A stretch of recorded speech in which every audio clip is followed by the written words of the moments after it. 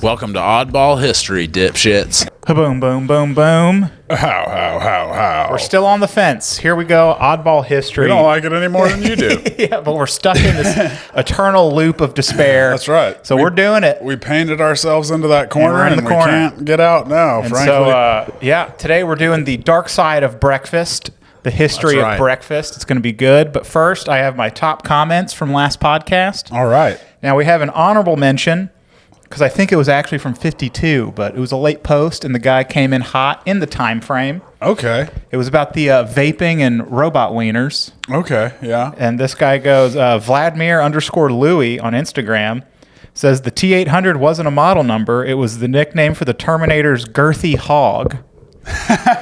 Good, clean fun. Good. Thank you, Vlad. Yeah, I appreciate it. And then I like that. I remember seeing that now. Yeah, that was good. And then we had a guy on the pigeon video on Instagram made fun of us. This is topical still because he was like, my guys, what'd he say? Mic stands can't be but $60, guys.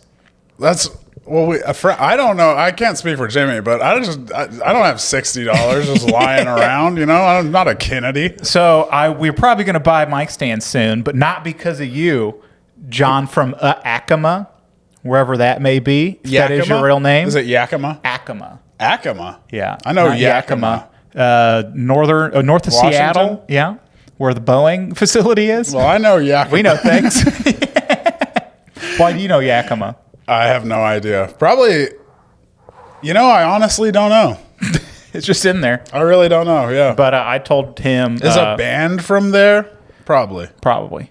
But he said they can't be $60, But he's from guys. Acoma. Yeah. That's a different place. And his name's John. Yeah, totally different. Shout out to Acoma, you know too, what? if it is a real place. I think he is from Yakima, now that we've gone through this whole thing. Oh, all right. But so I told him, mind your business, John. And which he said, you're making your business public, bud. I like the aggressive bud. Like, listen here, bud. Holding the mic like you're sucking it off. Which right. I then responded, John, that's not how you hold a healthy wiener. Who looks stupid now? Do you see this? Like the 3 fingers, like a fancy man drinking tea, you know? Yeah, that would This be... isn't like, if you're doing improv and you're doing scene You're like work. shaming someone if you're holding Yeah. them like this. You're not sucking them out. You're doing some humiliation type stuff. Oh, yeah. Yeah, you're cleaning Cheeto fingers now. That's all you're doing. Yeah. You're So, getting your balls stepped on, perhaps. Perhaps. Fuck you, John. I don't know. I don't know that world. Wherever you may be from. So, yeah, today we're doing the dark side of breakfast. The dark side. Dark side. Of breakfast. Yeah, breakfast, it's a pretty, like a lot of things, it's a pretty new invention, There wasn't, the first recordings of people eating any kind of specific meal in the morning are from ancient Egypt. They had peasants, because they would be working all day, hauling giant goddamn things of brick, into pyramids. They needed a big breakfast, and they would eat bread, beer, and onions in the morning. So basically just the first 15 minutes of your Outback Steakhouse meal. It's easy to get a bloomin' onion. Get to Outback Steakhouse. No rules, just right. The original bloomin' onion of Egyptian origin. Mm-hmm. Yeah, they want you to think it's from down under. That's but right. It's not. There were no rules, and that's why the pyramids were just right. That kind of outside the box thinking is what created the pyramids. Parentheses on how mean the pharaohs could be to their slaves. Yeah. So the pyramids were just right. I think we did something there. A little wordy, kind of a long way to go. Yep. I'll count this is the first thing we've talked about. So, But the first spring one, training for us too.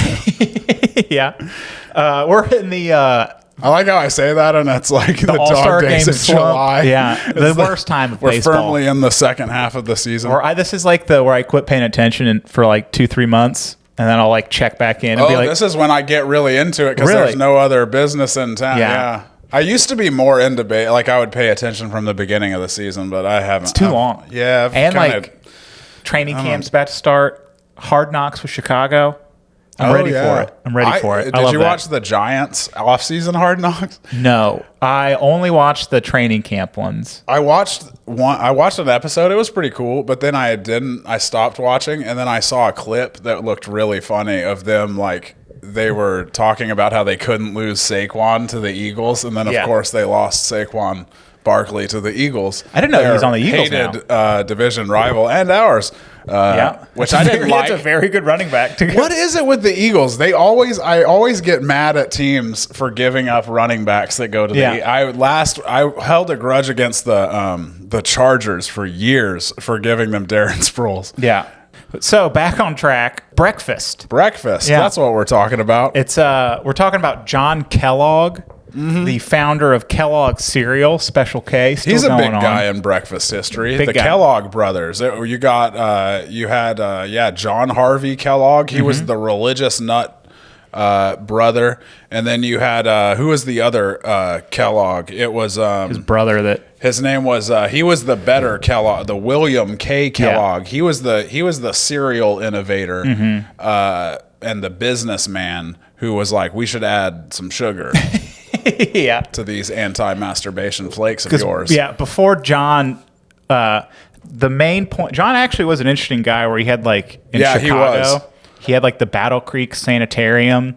It was just doing good guy stuff. It was in impoverished areas, and he'd provide penny stew and he was a Seventh-day Adventist, and he believed in this method of rejuvenation that was all it was very diet based, and he was really ahead of his time on.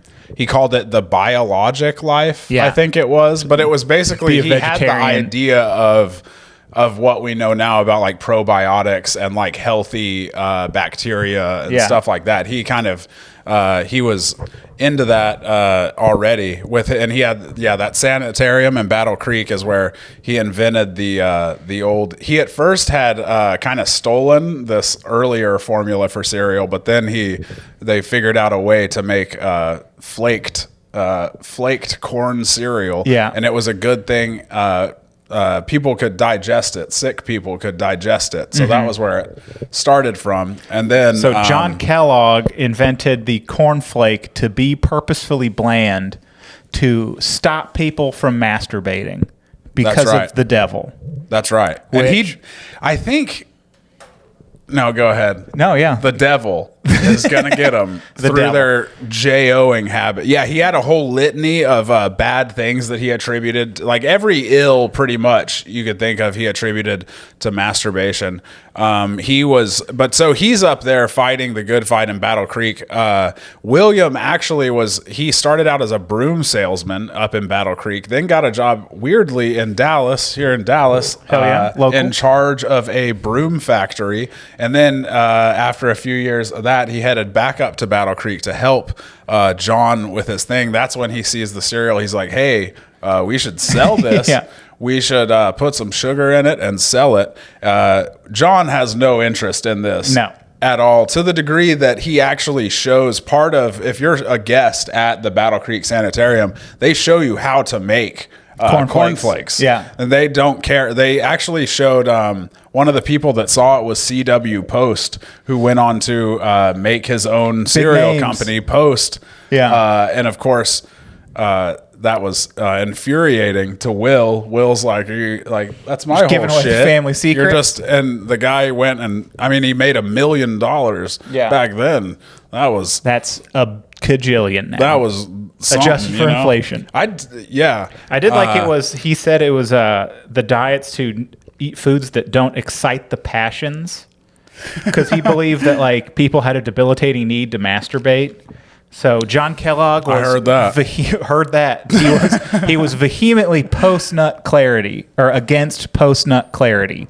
Yes, he was. He didn't believe in it. He says you get through it, and then you get through it. You know? Yeah, I read a quote about him from mentalfloss.com that said John Harvey Kellogg had come to believe that sex, including masturbation, was detrimental to physical, emotional, and spiritual well-being. He personally abstained from it and never consummated his marriage, and may have actually spent his honeymoon working on one of his anti-sex books.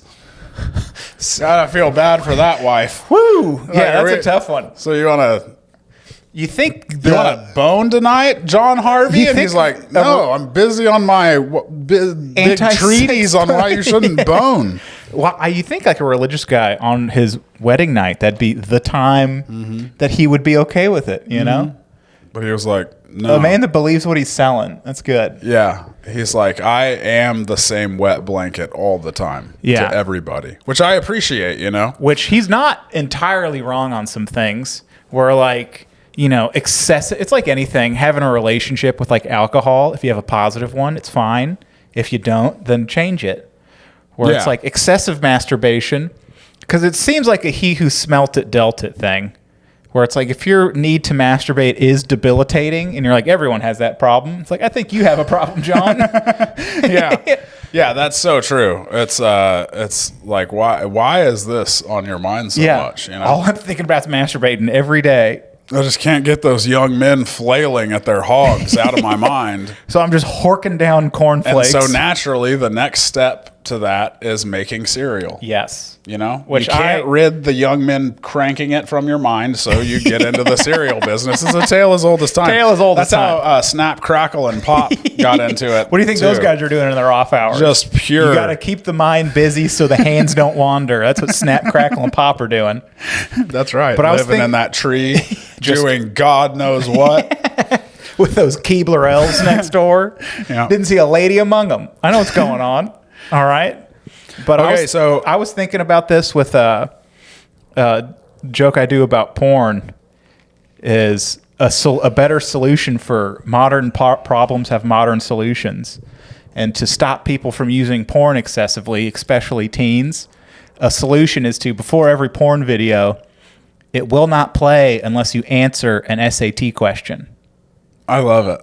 It's a delicate solution. I think you'll have kids running downstairs being like, Dad, what year was the Constitution signed? Yeah, a bunch of suspiciously smart children walking around all of a sudden. Like, Timmy's up there studying all the time, you know? Like, man, ever since we started this, America has overtaken China in every metric. Every test category.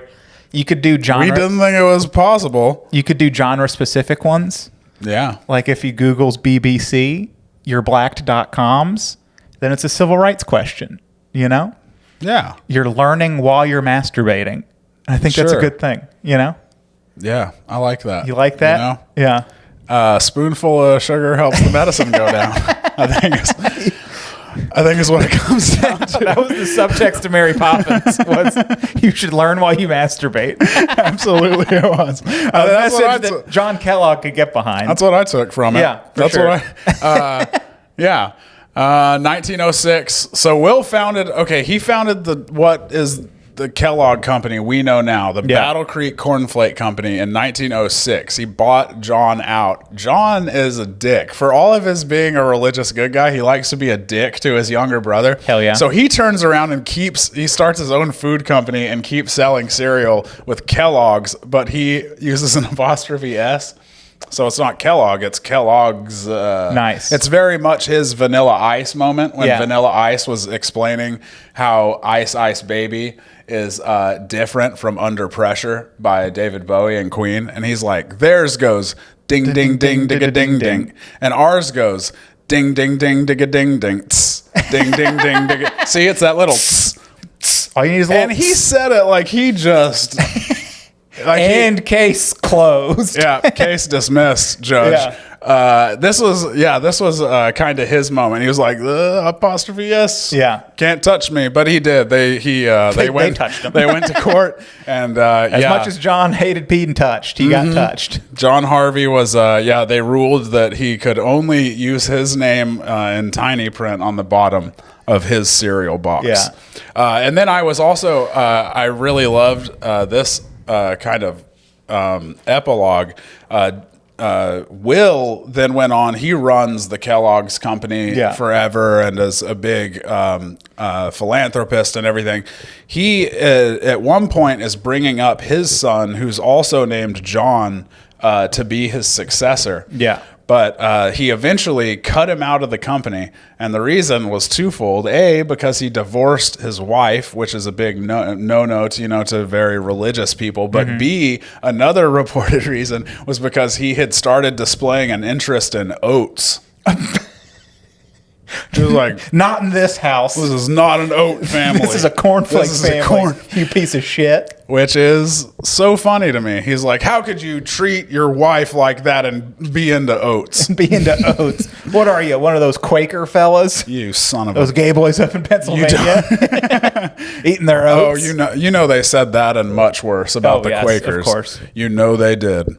Yeah, man. Good stuff. But then John ended up living to be 91, so maybe he was onto something. He was. I feel like, I feel like it was mostly diet, less about the not masturbating. Yeah. Because he seemed to be a healthy man. Yeah, he was one of those guys that had good ideas, but he was just spraying everywhere. So, like, he had some good ones. He had some real bad ones. He was really into eugenics, for one thing. Which, hey, he's time and place. Heritage, not hate, guys, okay? He was into some not great stuff, you know? It is, though. Like, it is a thing. It's like if all dogs, you want a certain, like, physical outcome, you breed dogs with that physical appearance and you're more likely to... It's always... It gets squirrely when people start making decisions, though. That's always when it... Yeah. We're not good at that. Yeah. So... Never have been. We're anti-eugenics. Just yeah, please don't make us the defending eugenics. I'm kind of defending eugenics. We're sternly anti. We put a big stamp. No eugenics. The anti-eugenics. Nuke the whales. Somebody's gotta. Yeah, gotta nuke something. Gotta nuke something. That leads us into our next one is Edward Bernays, who's a very fascinating character. Very interesting guy. The double nephew of Sigmund Freud. He was both, like, by two ways. He was his uncle. But he was the father of public relations. He literally wrote the book on propaganda. Called Propaganda. Which cracks me up that, like, he was the founder of public relations, which was his rebranding of propaganda. Because he was just like, advertising's just propaganda, you know? And instead of the Japanese aren't people, we should kill them all. Let's just do Pop-Tarts are nice, you know? That seems good. Yeah, and propaganda wasn't such a dirty word, I don't think, you know, back then. Well, I think it's because everything now is advertising. Yeah, like all of entertainment's based on advertising. Half the economy is based on advertising. Most of the internet's about collecting your data to then advertise to you more effectively. So everyone just constantly wants to affect the way you're thinking about something. That is true. Which is, you know. That's why I close my eyes when I'm driving. You're not going to get in here, buddy. Those billboards, spend all you want. Yeah. Not penetrating this old... Got my horse blinders on. My citadel up here. Eyes closed. Yeah. Scott will not have been in a lot of wrecks. Yeah. Scott will not spend a dime on Mario Kart Party on the iPhone. Not a goddamn... Are you still playing it? Off and on. I deleted a game today where I got this thing called free promo for a podcast very few people listen to. It's called Brick, where it, like, you have to tap it to a thing and then it locks all the apps you want it to lock. Huh. And so it just adds a step where you have to... Because I do it with, like, posting videos and stuff. Like, I had a couple do well recently, and you just, like, check it every 10 minutes to be like, ooh, 10 more people liked it. Ooh. Yeah, absolutely. And then I would, like... It's relatable. Especially at the station of, like, downtime, where it's like you could be training, working out, talking with your buddies, engaging with your community, or spend, like, 3 hours playing a phone game. Yeah. And boy, would I choose phone game pretty regularly. Yeah, it's a good way to make time just disappear. Yes, which no one needs to do that. You don't. But it feels like you do sometimes. Sometimes it is nice. Yeah, but Edward Bernays, all right, he is a very interesting character. Like we said, he he made women smoking fashionable by associating it with suffrage and the women's lib movement. He called them torches of freedom and made them like a whole thing. One time, when research showed women were reluctant to smoke Lucky Strikes because the packaging, the red and green packaging they used for their smokes, it clashed with a lot of women's styles of the time. So Edward Bernays told Lucky Strike, he was like, well, why don't y'all change your package? And the guy was like, no, we've already paid for like a shitload of green and red packages. So Edward Bernays then just made green fashionable. How incredible is that? He threw a green ball at the Waldorf Astoria under the guise of it being for some charity. Yeah. But really it's to make green fashionable. And then it completely worked. There are just articles all over the place. They're like, green is the new color of the whatever, you know? Really impressive. His biggest win, though, with one that still like works today, is we all know about. He made bacon a breakfast meat. Yep. Which it used to not be. It was just a meat. Yeah. He pretty much defined the whole modern bacon breakfast. and eggs being the standard American breakfast. And it was because of the bacon specifically. Eggs have kind of always been eaten in the morning for obvious reasons. The chickens lay the eggs and then you get fresh eggs and then you eat the eggs. Unless they contain the spawn of Satan, as we saw a couple episodes ago. Then you have to throw that egg over your house without hitting the house and land it on the other side so it will not become cockatrice. And then you put the chicken on trial. And then to see if it's Satan. And then if convicted, you kill it in the most excruciating fashion possible. We all know how this works, you know? We've read a book. It coming. That chicken was no angel. It knew what it did. So he's working. So he's doing work for the Beech Nut Packing Company at this point, who has gotten into the meat production company. So they have a shitload of bacon to move. So Bernays asks the doctor on staff at his agency, which back in the day apparently agencies had just doctors on staff for their people. He asked him, "Hey, would it be good if you ate a bigger breakfast in the morning as opposed to a smaller breakfast?" And the guy was like, "Well, yeah, because you like energy, calories." And he was like, "Would you sign something that said that, and also mail 5,000 of your doctor friends and get them to sign a thing saying the same thing?" And so 4,500 physicians returned their responses to the doctor, to Bernays' doctor, saying, it would be good to have a substantial breakfast. Never mentioning eggs or bacon by name, of course. This is the beauty of his plan with the the cigarettes too. Is he's just like, we're just throwing a ball for charity, being good dudes, doing good dude stuff. Yep. And then green's fashionable. Boom, green cigarettes. We're in. Yeah. Where he's just like, hey, I just had a thought to help mankind. Wouldn't more calories in the morning be effective for your energy throughout the day? It's like, good. Eggs and bacon, the only solution. We have it. We're doing this for you. It's for We're mankind. shoveling this bacon down your fat gullet for you, pal. So the headlines are in newspapers: 4,500 physicians urge Americans to eat heavy breakfasts to improve their health. And then, of course, the picture is of eggs and bacon. Yeah. And so bacon is now 70% of bacon is for breakfast now. Thanks to Edward Bernays. Well done, Edward. He's damn good. He's damn good at what he does, and a character too. He worked for the cigarette companies all his life, never smoked himself, and actively encouraged his wife to quit all the time. I do love that. And he of just the ultimate dirtbag sales move. Where it's like the social media companies, they ask all like the big IT people, and it's like, hey, you have teenage kids, do they use social media? And they're like, oh, good God, no. Yeah. Like that stuff rots their brains. I'm not an idiot. Yeah. It's like, but you should, You should, though. Also subscribe to our cool podcast. For you. Watch our clips, engage. I don't know. Oh, hey, just to go back real quick, Kellogg's one time had a sales pitch in the early 1900s when Will was still alive. They had a campaign that was wink at your grocer and see what you get. And they would give you a free sample of cornflakes. But doesn't that sound like it would cause a lot of problems? Yeah. Like the grocer's not in. Like how many grocers weren't in on the promotion? And we're just like, what's this guy winking at me for? How many fights happened? How many affairs were started? Fucking pinko commie winking at me. They're like, did you not hear about the cornflakes deal? And he's like, no, I've beat the shit out of like 5 people today. I thought they were... So that wraps up our breakfast is evil history. I have one more breakfast anecdote before I get to my other non-related anecdote. I wanted to tell, I read the story. There's a very funny story of how donuts got holes in them. Okay. All right. This is according to legend. All right. That donuts didn't always have holes in them. In the 19th century, a lot of them, like, because they didn't cook evenly, but so they would just put fruit or nuts in the middle. But they got holes in the 19th century.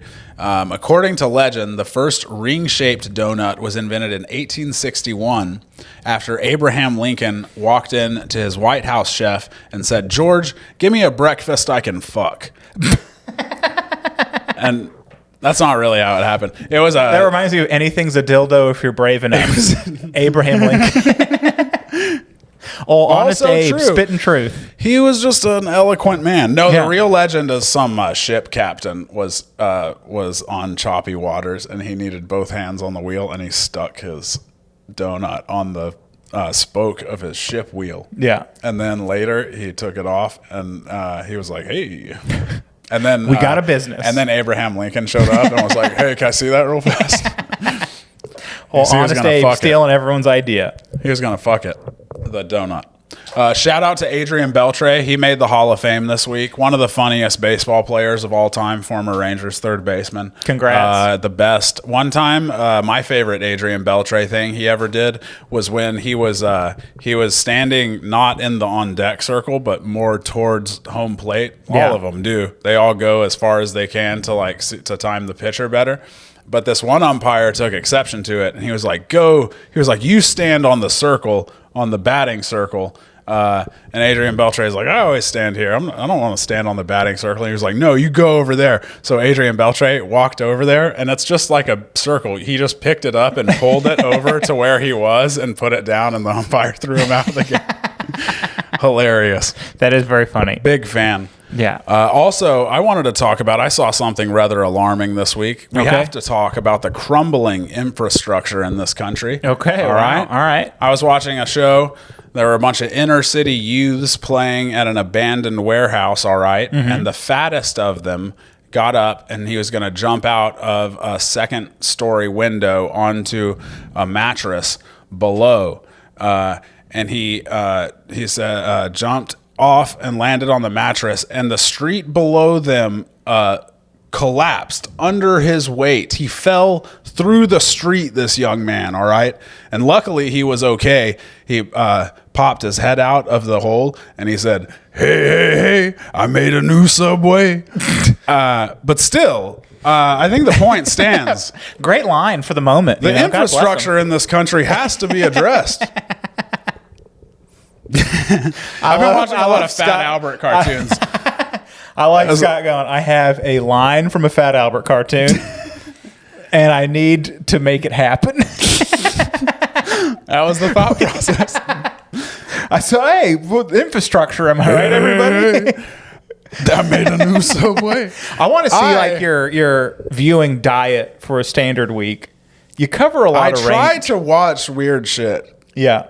Because I enjoy it. With and also with Fat Albert, I realized this week, as a kid, I always thought the little snippets of Fat Albert I would see, I always found very funny. Yeah. But I could never, there was no place to watch them. And now they're all on YouTube, so I just watch them. Yeah, it's a little bit weird to watch Cosby in the intro to everyone. Yeah, it's fine, I do like that with like, I think you should reel with like the I think you should leave Instagram page where they post like, which that show I think works better in 60 to 90 second clips of just insanity.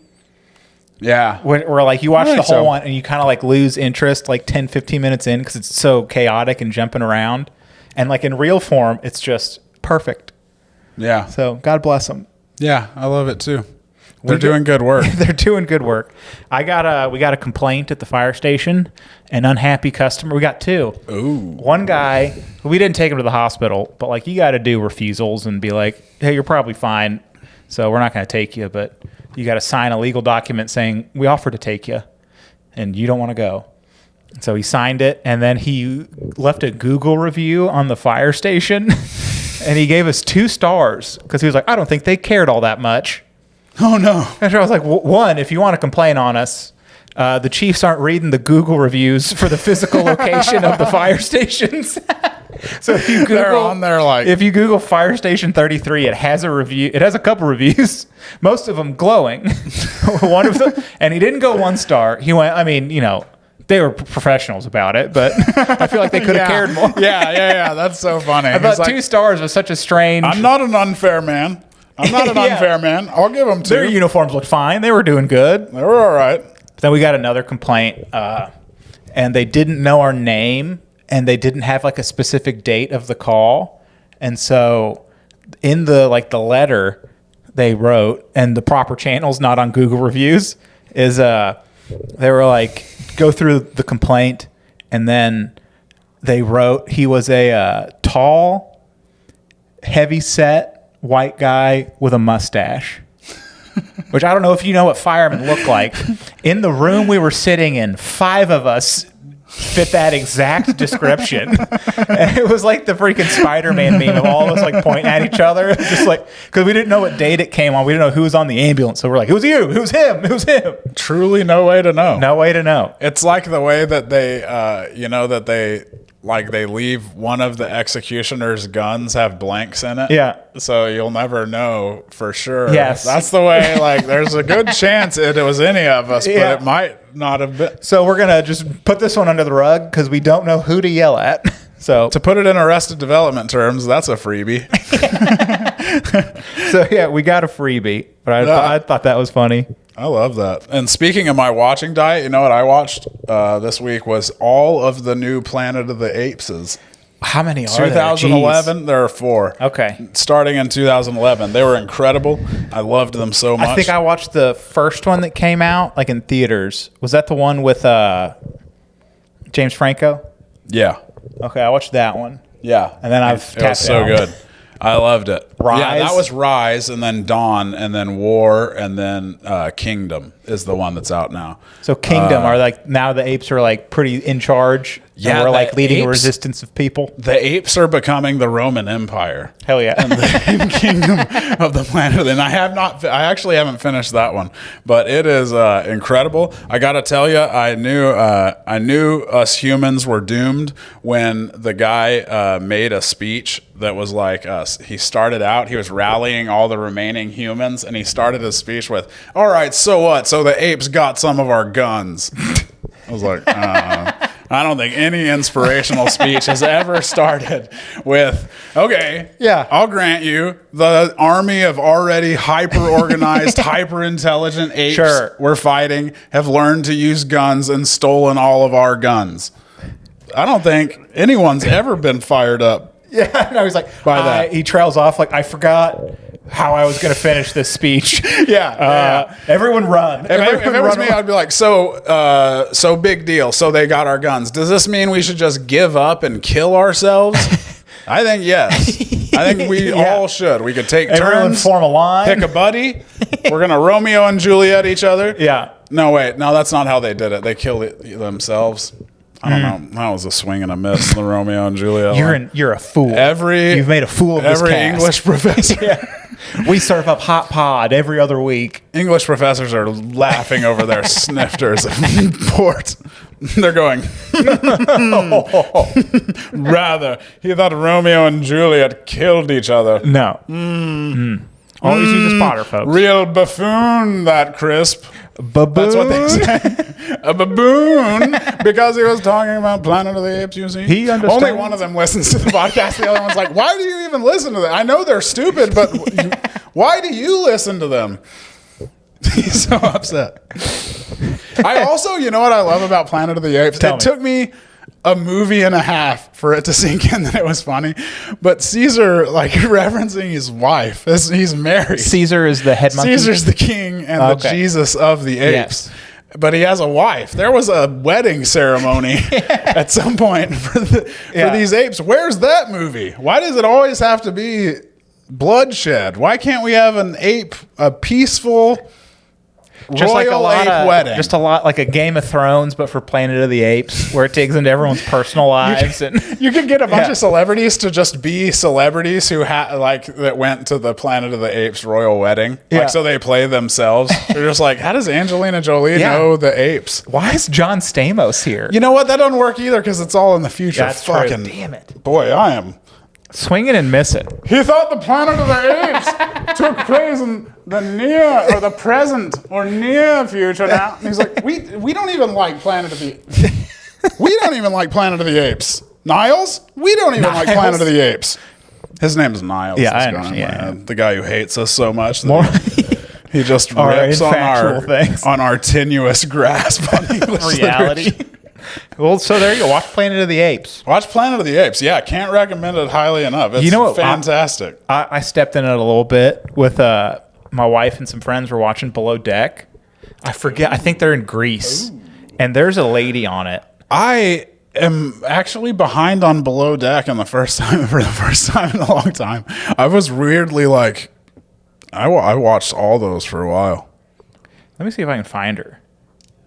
There's a lady on Below Deck that's like kind of annoying, but fine. Like, it's reality TV. You know, you got to do it. And so they were watching it and they found her Instagram and they were just dying laughing about how like graphic it was. Cause she's just like and they showed me after they were just like, this is crazy. Like, and she's just like in bikinis, like thongs and stuff. And they showed me and I just went like, oh, like she's like a bikini model. I was like, that's like half of Instagram. Everyone went, are you not scandalized? Everyone was like, no, it's not. You horny son of a bitch. And I have found out it's just my Instagram. My algorithm has found out that I enjoy bikini-clad ladies and thus shows them to me all the time. Well, that is a thing. Yeah. That is a thing. It was just such like it was like the current political climate. Like, oh, well, that's just... Of just like, isn't this over the top? This bikini lady? Well, that's and I was just like, oh, Instagram. it's just that's just what Instagram is. That's so funny. It's crazy too because you can.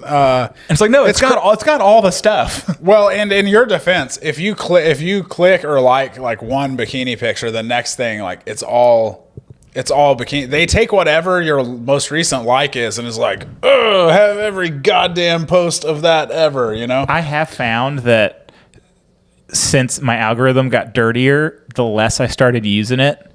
And I feel like it's Instagram realizing there's like a dip in screen time and being like, come on, Jimbo. You remember the good old days? You like looking at big butts, right?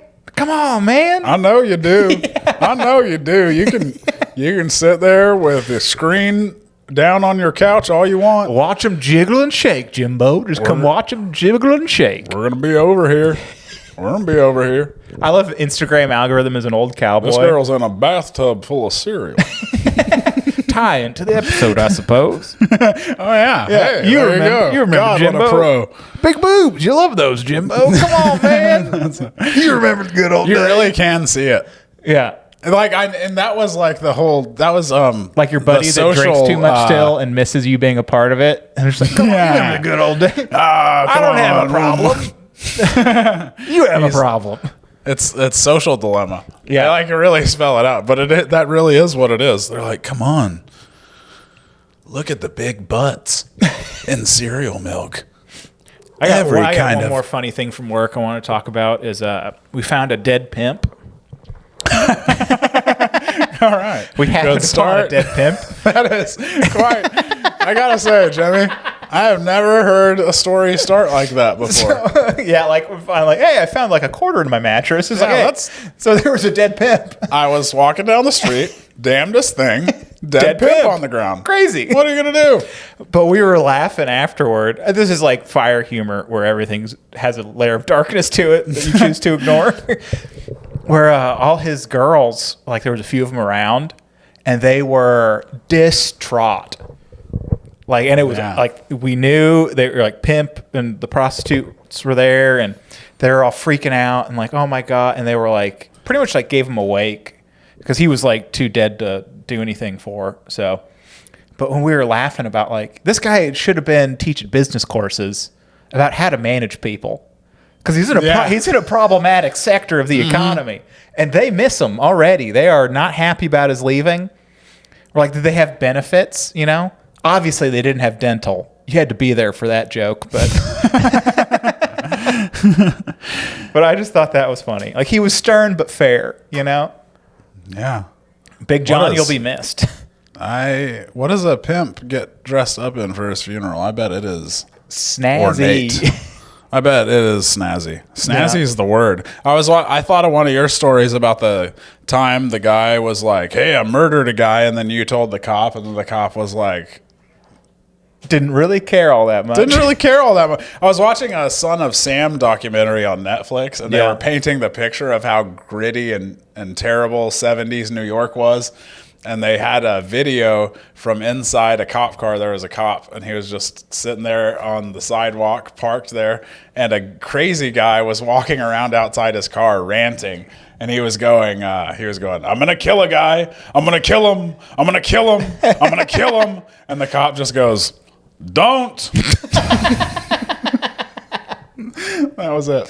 Yeah. I was like, that was hey, good policing. knock it off. I appreciate that policing. It's a stern but hands-off approach. Yeah, you know, patient or people interactions are where problems happen. So if you just keep your distance, lob in ideas, you're going to slowly steer the ship. You know, that's good policing.